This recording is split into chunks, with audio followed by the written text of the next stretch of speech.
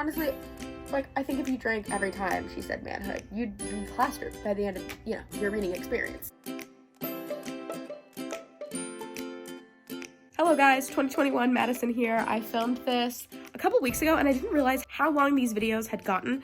So the first part of this video is actually a reading vlog that I have already posted on my page. So if you'd like to see the reading vlog that I probably talk about in this review, feel free to go check that out. It's almost an hour, so I highly recommend just putting it on double time speed, which is what I do when I watch YouTube. So if you want to see all of my actual thoughts and reactions to reading Tower of Dawn by Sarah J. Maas, then you can go ahead and go watch that.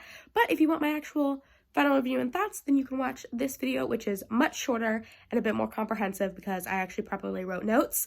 Well, we won't say proper because they're all over the place, but it's fine. This future Madison is now going to go back to editing and hand you guys over to the review.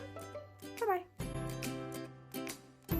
Okay guys, now it is time for my final thoughts and just general review of Tower of Dawn by Sarah J. Maas, which is the 7th book in the Throne of Glass series. My final rating for this was a 3.5. I thought about it, and I think I did overall enjoy this book just because I went in with very, very low expectations. So I think most of that enjoyment just came from pleasant surprise when things actually interesting happened. Overall, I do like this book a bit better than some of the other ones, so that's why I give it a 3.5. Not my favorite, and there are quite a bit that are above this, but let's get into it. So first of all, I do want to say, majority of the book, I was honestly so incredibly bored. Just because this book was so much longer than it needed to be. And the things happening could have been this book could have been cut down to like 300, 400 pages. It felt like because these book series, she's over here, because these book series were kind of progressively getting longer as we went along, Sarah J. Maas was like, oh, let's go ahead and make this one longer too, why not? For absolutely no reason. If there was some intense political world building and really getting connected in Antica and Cole having to like convince and show the Khan and like his whole family that like Aileen was good and here's my proof and here's our story and this is what's going on, then it would make sense. It's a fantasy political book, but it's not. It's not. It's Cole for about 600 pages complaining about his legs, and Irene trying to help him and them falling in love. So, if you really want to give a proper synopsis of this book, it is not him trying to, I guess in his own way he's trying to help, but for the most part, this book is a romance with, like, one battle scene in it. That's it. But in relation to the romance, I actually don't think that they were totally well developed. I was personally surprised by the whole switching of, like, romance partners, so that kind of came out of left field for me, but then right when Irene was introduced and the way that she was describing her, I was like, oh, okay, guess we're switching. I wish that there would have been a more emotional connection and care developed with their characters, especially if it's a 660-page book. I expect there to be some kind of emotional connection involved when it's heavily romance. And Sartak and Nesrin. What was going on there? What was happening? I'm gonna put this down because it's getting heavy. What was happening with them? It was more insta-lovey than Cole and Irene, but the fact that by the end of the book, they don't kiss, they don't really have any big emotional conversations. It's understood and it's told to us that she had been at, I'm gonna say Airy, I know it's not Airy, but it's like in the mountains and stuff with all of these animals and with his chosen family for, I think that they were probably there for like 5 or 6 weeks. So, a little over a month. So obviously in that time, they would have developed some kind of deeper, meaningful connection. And I just don't think that we got to see that. Again, 660-page book, you had time to implement that connection, even in small amounts. Obviously very small amounts with Cole and Irene, but there could have been more for both of their parts. The end of the book, I do think that the meeting with Nesrin finally getting to see her family and like breaking down in front of them, that was very beautiful. I liked that we finally got to see this character who so much of her is involved in her family and wanting to keep them safe. I like that we finally got to see that they were safe and that they were okay, and she had that kind of reuniting before she was about to go off to war.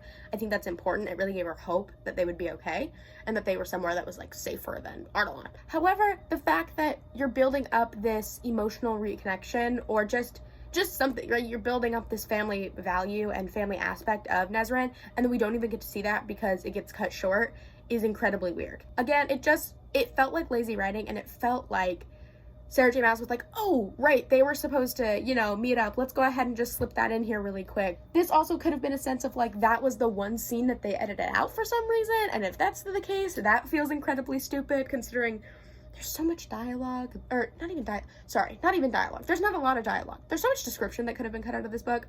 If I was like highlighting it or annotating everything that could have been cut out of this book, I probably would have cut out about 300 pages. So the fact that that's not something we got to see seems stupid, especially when so much of this book was trying to get you attached to these two characters, and even Irene too, but like that we didn't know much about. So you're trying to get us attached to these characters, and this value that you have told us, that Nezarin is like, it's deeply connected in her soul, for us not to get, I don't want to say the reward, but that importance, and to not see that scene of her reuniting with her family just feels like a punch to the gut. And I don't know, I would have liked to see that. I think it would have made me appreciate her character a bit more. Also, along with that same, you know, chapter and scene, when she comes out and Sartok is there and they have that conversation of, surprise, I'm gonna be heir, great, good for him. I think he's probably the most emotionally level person to be heir of a kingdom. The fact that he was like, hey, I'm gonna be heir, and she was like, oh my god, that's great. And then he was like, and immediately, you're gonna be my queen, I love you, you're coming back with me after this war. What? Why are you telling this woman what to do? She is a grown woman. I understand that she, like, from our perspective, or from her perspective, she does love him, but why? Why was he just telling her that that was the thing she was gonna do? Also, her entire life, she has been a guard. She's been working her way, or trying to work her way up in this ranks, and like dealing with racism and sexism and all of these things. Why on earth would she just leave that to go and be queen? Being captain is like such a big thing to her. Why on earth would she just give that up? Is she gonna spend half of her time in Ardalan being captain of the guard and half of her time in Antika? Is she gonna spend a couple more years while his dad, the Khan, is alive, and then come over when they like get married and stuff?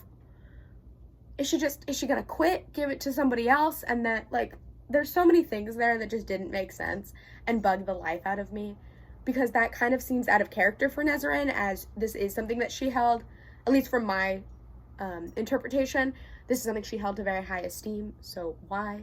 Why? On another point, I think that the stakes for the characters in this novel weren't very high. Obviously, we knew that they were all going to live because of Kingdom of Ash. Besides, you know, the couple of side characters in the Khan's family, those were really the only ones that were, like, up for grabs to kill off, if you will.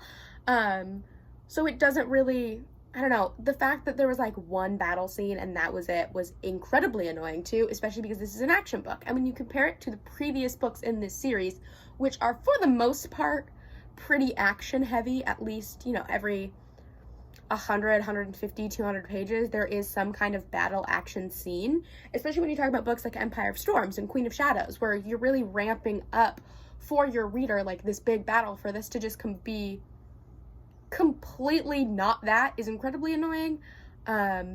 Also, along with just the different, oh, I guess you could say two battle scenes. Sorry, two, because the spiders and what was happening with Nezarin and Sartok, and then what was happening with Cole and Irene at that same time, or, you know, a little bit later. The villain exposition gave me hives. The fact that we got, in a very DC villain, early 2000s comic way, of the villain just saying, like, hey, this is my entire plan, hope you don't foil it before, you know, we can finish it. Why? Why couldn't have this been something that they slowly figured out? It would have been so much better. I do think Sarah J. Maas tends to do this quite a bit, but I think that this book just heavily was. It was like pages and pages and pages of absolutely nothing just to get, like, all of this info dump all of a sudden. And for absolutely no reason. It definitely could have been woven into the story a lot better. Okay, so on another note, again, Duva just felt like such a lazily? Yeah. Just felt like a lazy written character. I don't mind that she kind of came out of nowhere, in the sense of, like, no one was expecting her. Obviously, I do think that that's kind of on brand for what the characters were going through at this point. So I don't mind that part. I just didn't like the part where she got used as a political booster for actually getting Cole the alliances he originally went there to get. Literally up until, I think, 20 pages until the book ended, Aileen and everybody had absolutely zero alliances. None. At least in Antika and in the southern continent. They had none. Because Cole didn't actually try. Cole is the hand of the king, and he went there to gain an alliance and to get weapons and people for like armies and things, and he got none of it. He got none. Nezarin did more as the captain of the guard and not the hand of the king. She was there mainly to assist. She was there to assist Cole in, like, his wheelchair and stuff, but I mean, mainly she was also there for the political aspect and things, but She did more to gain alliances than Cole actually did. Cole talked to the Khan twice and was like, please help us. And he said, no, I'm good. I'm in mourning. Thanks. Don't talk to me right now. Cole was like, okay, sure, that's fine. For what? I understand at least for like a while that the Khan should have been in mourning and Cole shouldn't have talked to him, and I understand that. And I understand even writing in, like, that it was hard. But why did he try twice? He didn't even actually try to explain. He didn't ever officially set up a meeting. He didn't try to go through the visor. Nothing. Cole literally gave up at the first sign of no. So I don't understand why this previous captain of the guard, hand to the king, would just give up after one or two no's. Like, that was it. There was no other explanation. He tried, he left, he whined to Irene about it, and that was it. He went there to gain a political alliance, and he didn't do so. Duva did so. Duva and Irene were literally the ones to get him that political alliance. Irene is the one that asked the Khan, after she saved Duva, I want you to save my people, I want you to save my land, please help us. And from there, you know, Hussar was like indebted to them and thank you so much, along with the Khan, and then sent along the political alliances. I don't see why this book was 660 pages of a political alliance allegedly being built, and then for it to only happen in the last 20 pages because they were indentured to Irene. Not even to Cole, to Irene. Sorry if the angle changed. My phone is being annoying. I think the character of Irene, though, I liked a decent amount. I do think that she could have been developed a little bit better, just because we didn't really get to see much of her in Assassin's Blade. It was kind of just setting up this person years and years later that we were going to hear about. This is kind of every Sarah J. Maas book I've read, which, mind you, only Throne of Glass. I have not read her other series. I don't particularly plan to. This one I actually kind of got into by accident anyway. But just her description of men versus her description of women has always irked me. I don't think I particularly noted anything in the book, but I like vividly remember her just describing Irene in such an uncomfortable way, especially through Cole's eyes when he originally sees her. It was always like, you know, no one would expect her to be this hot, but oh my god, and look at how thin that waist is. Wow, that really came out of nowhere. It honestly just feels like the sexualization of women for absolutely no reason, along with the way she describes men. There's so much spotlight put on the whole idea and Cole's manhood or just things like that, you know, his masculinity, and I think that there could have been so much more nuance to both of these characters besides she's a hot girl and he's a hot guy who has manhood. Honestly, like, I think if you drank every time she said manhood, you'd be plastered by the end of, you know, your reading experience. Particularly when we're talking about Cole, I do have quite a bit of issues with his characters, mainly because in Throne of Glass and Crown of Midnight, I don't think he's a perfect character, but I also don't think he's a particularly bad person. And then after that, the author, Maas, kind of wet noodled him in the sense of, like, he was not there for majority of the books. I understand it wasn't about him, but he was not there for the majority of the books. Nobody was emotionally attached to him anymore. He had done some really messed up things, and kind of the only reason for him being there and us even slightly care about him was because he was Dorian's best friend. I think Dorian got a lot more development through the series than Cole did, and this book literally just felt like Maas's one last stitch effort to throw something on the page and get you to sympathize with Cole and get you to be emotionally more attached to Cole. It kind of felt like, you know, fan service. It felt like author service, and the fact that she was like, well, Cole's my favorite and I've always loved Cole, so I really want to throw him in there again to get you emotionally attached before Kingdom of Ash, even though I've done his character dirty the last couple of books. I'm not in a wheelchair, so I can't specifically speak to this very well. I do think that it's good in the end that she did have Cole vocalize that being in the wheelchair did not mean he was broken, even though it was only temporary and, like, for the most part he can walk. Just when Irene's drained, he can't. Anyway, y'all know that. I think it's good that he vocalized that he was going to be okay and that he had, like, emotionally come a bit farther and developed. However, I do think it came out of left field. I think for about 500 pages he was heavily complaining about it, and then he got, you know, his walking back and he was like, oh my god, great, I'm feeling great. And then after his walking came back and, you know, he went back to that place of, you know, you may need a wheelchair for a while, for him to immediately accept it and be like, okay, that's fine, we'll be okay, like, I'm not broken, felt very out of left field. I do think that there could have been a little bit more character development work through to get to, like, a beginning. I really don't like that I'm in here, because it makes sense that he wouldn't like that he's in his wheelchair, especially because he is such a physical guy, and he's always been very able-bodied. For him to now be in a wheelchair and to have that functionality and mobility taken away from him, it makes sense that he would have some kind of resentment towards that, especially because he was injured. But I wish we would have gotten to see a more beginning, middle, and end. He was like, hated it, almost kind of got there, total acceptance. It went too fast, and I wish that there would have been more care put into him and his experience with that wheelchair. I don't really know how much work went into this book with editors and the publishing house and her specifically, but maybe talk to other people that were in wheelchairs, or, you know, maybe had to use wheelchairs for a part of their life or something along those lines. I think that probably could have helped in this situation. Whether or not she did that, obviously, I do not know, but I do think it could have helped.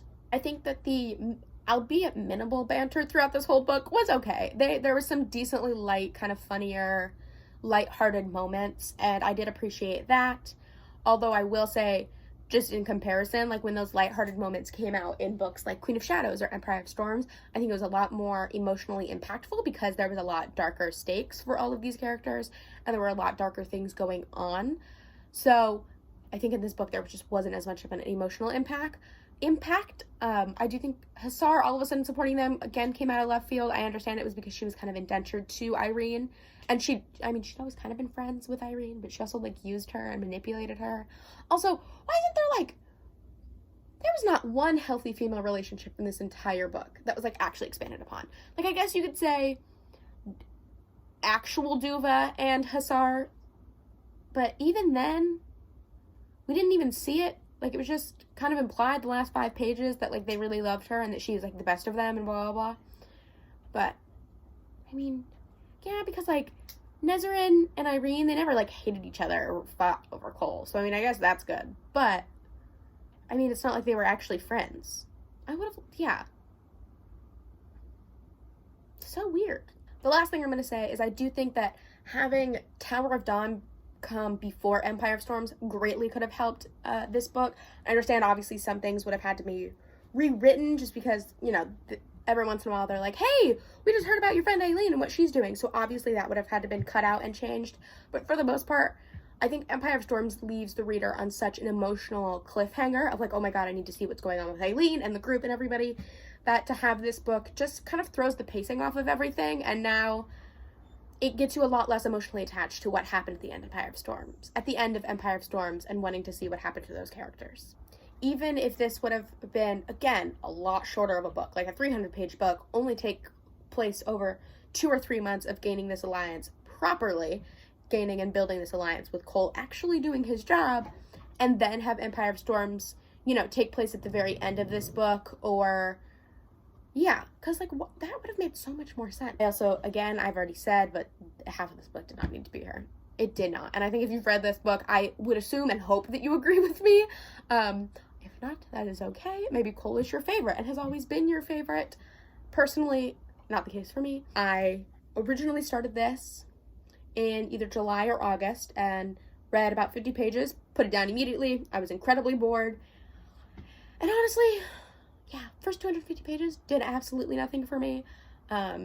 Those last 50 pages I think were the best. I already talked about this, but the fact that we never got to see Irene actually connect the dots, or even learn when Cole did connect the dots that Aileen was the one who sent her down this path, or helped her get to the Tory in general and to Antica, incredibly irked me. And I think that this book kind of came to the crux of lazy writing, somehow also intense writing that did not need to be there and was way too long, and a character who is not a fan favorite, and the author trying to make them the fan favorite. Besides all of those things, I do think the characters were relatively enjoyable, and that there was relatively interesting things going on, like everything with the Fae, and surprise, Maeve is actually the Valg King. I think that those were strong moments. I would have so much rather someone give me the bullet points for this book, and then me go straight into Kingdom of Ash, because honestly, that could have worked. Honestly, if you've just read Empire of Storms, and you have not read Tower of Dawn, and you just want to go straight into Kingdom of Ash, if you watch this video entirely in full, you've gotten majority of the interesting things and the important things that happen. I would say you've probably gotten my complaining of more of the things that did not need to be in the book. So, if anything, I think you're pretty safe to go straight on to Kingdom of Ash. Okay guys, so this is where I'm pretty much going to leave you for my review and final thoughts of Tower of Dawn. Again, 3.5. Enjoyed it decently. Obviously a lot of issues. I am excited to read Kingdom of Ash, although, Jesus, it's a beefy book with some Bible-type pages. On a last note, feel free to subscribe or like this video if you enjoyed it. My Instagram and story graph will be in the description, where you can see my reviews and things of different books and fun book photos and postings and things like that if you'd like to follow there. Until then, we say goodbye and we'll see you in the next video. Hello! Bye guys!